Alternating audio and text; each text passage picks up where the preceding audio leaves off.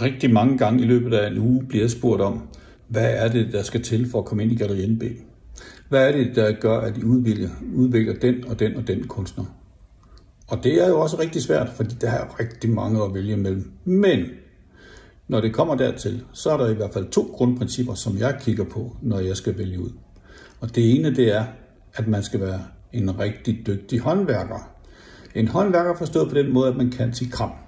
Man skal være dygtig til at lave skulpturer, til at lave malerier eller fotos, eller hvad det nu skal være.